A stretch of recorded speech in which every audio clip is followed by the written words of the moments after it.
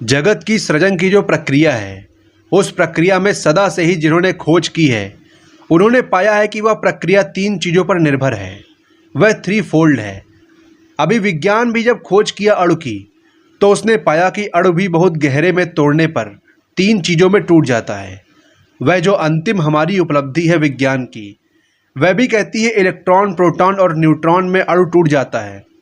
जिन लोगों ने धर्म के जगत में बड़ी गहरी अंतर्दृष्टि पाई थी, उन्होंने भी जगत को 3 हिस्सों में तोड़ कर देखा था। विष्णु उन्हीं 3 के एक हिस्से हैं। ब्रह्मा, विष्णु, महेश, ये 3 शब्द धर्म के द्वारा जगत की सृजन प्रक्रिया के 3 हिस्सों के नाम हैं और इन 3 के 3 अर्थ हैं। इसमें ब्रह्मा जन्मदाता, सृष्टा, बनाने वाला, क्रिएटिव फोर्स है। इसमें शंकर, शिव, महेश विध्वंस, प्रलय, विनाश, अंत की शक्ति है। विष्णु इन दोनों के बीच में है, संस्थापक, चलाने वाला। मृत्यु है, जन्म है और बीच में फैला हुआ जीवन है। जिसकी शुरुआत हुई है, उसका अंत होगा और शुरुआत और अंत के बीच में एक यात्रा भी होगी। विष्णु, ब्रह्मा और शिव के बीच की यात्रा है। ब्रह्मा की एक दफ़े ज़रूरत पड़ेगी सृजन के क्षण में, और शिव की एक बार ज़रूरत पड़ेगी विध्वंस के क्षण में, और विष्णु की ज़रूरत दोनों बिंदुओं के मध्य में है, सृजन और विध्वंस, और दोनों के बीच जीवन, जन्म और मृत्यु, और दोनों के बीच जीवन। ये 3 जो नाम है ब्रह्मा, विष्णु, महेश के, ये व्यक्तियों के नाम नहीं है। ये कोई व्यक्ति नहीं है, ये सिर्फ शक्तियों के नाम है। और जैसा मैंने कहा, सृजन की तो एक दिन ज़रूरत पड़ती है, फिर विध्वंस की एक दिन ज़रूरत पड़ती है, लेकिन बीच में जीवन की जो ज़रूरत है, वह जीवन की जो ऊर्जा है, लाइफ एनर्जी, या जिसको बर्गसन ने एलान वाइटल कहा है, वही विष्णु है। इसीलिए इस देश के सभी अवतार विष्णु के अवतार हैं। असल में सभी अवतार विष्णु के ही होंगे। आप भी अवतार विष्णु के ही हैं। अवतरण ही विष्णु का होगा। जीवन का नाम विष्णु है। ऐसा ना समझ लेना कि जो व्यक्ति राम था वही व्यक्ति कृष्ण है। नहीं, जो ऊर्जा, जो एनर्जी, जो एलान वाइटल राम में प्रकट हुआ था, वही कृष्ण में प्रकट हुआ है, और वही आप में भी प्रकट हो रहा है। और ऐसा नहीं है कि जो राम में प्रकट हुआ था वही रावण में प्रकट नहीं हो रहा हो तो वही प्रकट रहा है। वह जरा भटके हुए विष्णु है और कोई बात नहीं है। वह जरा रास्ते से उतर गई जीवन ऊर्जा है और कोई बात नहीं है। समस्त जीवन का नाम विष्णु है, समस्त अवतरण विष्णु का है। लेकिन भूल होती रही है, क्योंकि हम विष्णु को ही व्यक्ति बना लिए। राम एक व्यक्ति है, विष्णु व्यक्ति नहीं है।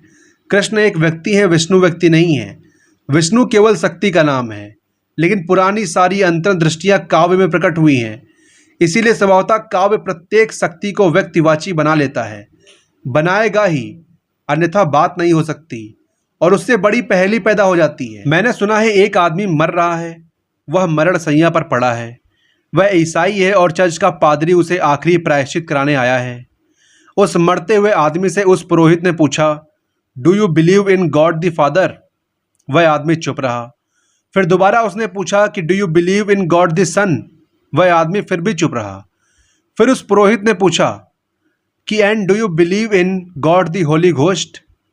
ये ईसाइयों के 3 नाम हैं, गॉड, सन, होली घोस्ट। परमात्मा, पुत्र और पवित्र आत्मा, ये उनके 3 नाम हैं। तो उसने पूछा कि क्या तुम पिता रूपी परमात्मा में विश्वास करते हो? क्या तुम पुत्र रूपी परमात्मा में विश्वास करते हो? क्या तुम पवित्र आत्मा रूपी परमात्मा में विश्वास करते हो? उस मरते हुए आदमी ने अपने आसपास खड़े हुए लोगों से कहा, look here, I am dying and this fellow asking me puzzles.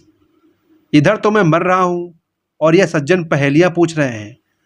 स्वभावतः उस मरते हुए आदमी को ये पहेलियाँ थीं। मरते हुए आदमी को ही पहेलियाँ नहीं हैं। हम जीवित आदमियों को भी बड़ी से बड़ी पहेली जीवन की पहेली है। क्या है यह जीवन? कैसे जन्मता, कैसे चलता, कैसे समाप्त होता? क्या है इसकी ऊर्जा जो इसे फैलाती, चलाती, सिकोड़ती, विदा करवा देती? विज्ञान वैज्ञानिक ढंग के नाम देते हैं। वह कहता है इलेक्ट्रॉन है, प्रोटॉन है, न्यूट्रॉन है। ये 3 भी बड़े मजे के शब्द हैं। इनमें एक विधायक शक्ति का नाम है प्रोटॉन, पॉजिटिव इलेक्ट्रिक, विधायक विद्युत, कहना चाहिए ब्रह्मा। दूसरा शब्द है इलेक्ट्रॉन, वह निगेटिव इलेक्ट्रिसिटी, निषेधात्मक विद्युत, कहना चाहिए शिव, शंकर। और तीसरा है न्यूट्रॉन, जो दोनों के बीच डोलता और जोड़ता है, कहना चाहिए विष्णु। ये सिर्फ भाषा एक विज्ञान की है, एक धर्म की है, उससे ज़्यादा फर्क नहीं है। सारा जीवन विष्णु का अवतरण है। फूल खिलते हैं तो विष्णु खिलते हैं, हवाएं बहती है तो विष्णु बहते हैं, नदियाँ दौड़ती हैं तो विष्णु दौड़ते हैं, वृक्ष बड़े होते हैं तो विष्णु बड़े होते हैं, आदमी जन्मता है, बढ़ता है, जीता है तो विष्णु। सब घड़ियाँ मृत्यु की शंकर की हैं। जब आदमी मरता है तब विष्णु चार्ज सौंप देते हैं तत्काल, वह शंकर के हाथ में चला जाता है मामला।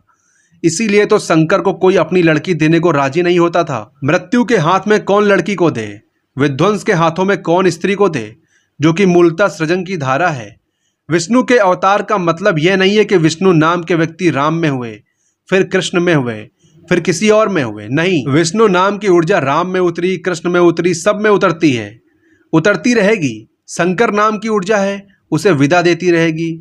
इस तरह समझेंगे तो बात सीधी और साफ समझ में आ सकती है, फिर पहेली नहीं रह जाती। जीवन में कोई भी चीज़ निर्माण करनी हो तो जो न्यूनतम संख्या है वह 3 है। इससे न्यून संख्या से काम नहीं चलेगा, 2 से काम नहीं चलेगा, 1 से तो चल ही नहीं सकता। 1 तो बिल्कुल एक स्वरूप हो जाएगा, सब एक रंग एक रस हो जाएगा, सब वैविध्य खो जाएगा। 2 भी काफ़ी नहीं है, क्योंकि 2 को जोड़ने के लिए सदा तीसरे की ज़रूरत पड़ेगी, अन्यथा वे अजुड़े रह जाएंगे, अनजुड़े रह जाएंगे, अलग अलग रह जाएंगे। न्यूनतम जो संभावना है जगत की विकास की, वह 3 से शुरू होती है। 3 से ज़्यादा हो सकता है, 3 से कम करना मुश्किल पड़ेगा, लेकिन वे 3 भी एक ही की शक्लें हैं। इसीलिए हमने त्रिमूर्ति बनाई। इसलिए हमने इन 3 देवताओं को अलग अलग नहीं रखा, क्योंकि अलग अलग रखने से भूल हो जाती है। क्योंकि अगर ये 3 देवता अलग हों तो फिर इनको जोड़ने की ज़रूरत पड़ जाएगी और यह अंतहीन इन्फिनिट रिग्रेस हो जाएगी। इनमें कोई हिसाब लगाना मुश्किल हो जाएगा कि कहाँ रुके। इसीलिए ये 3 चेहरे एक ही ऊर्जा के, एक ही एलान वाइटल के, एक ही जीवन शक्ति के 3 चेहरे हैं। वही जन्म लेता, वही चलाता, वही विदा करता है। लेकिन ऑफिशियली 3 हिस्सों में हम बांटते हैं। वे 3 हिस्से जो हैं ऑफिशियली डिवीज़न है, वह सिर्फ काम का बंटवारा है, डिवीज़न ऑफ लेबर है। जीवन ऊर्जा 3 हिस्सों में बंटकर सारे जगत का विस्तार करती है। तो वीडियो को यहीं ख़त्म करते हैं। आपको वीडियो कैसी लगी हमें कमेंट सेक्शन में ज़रूर बताना। मिलते हैं नेक्स्ट वीडियो में।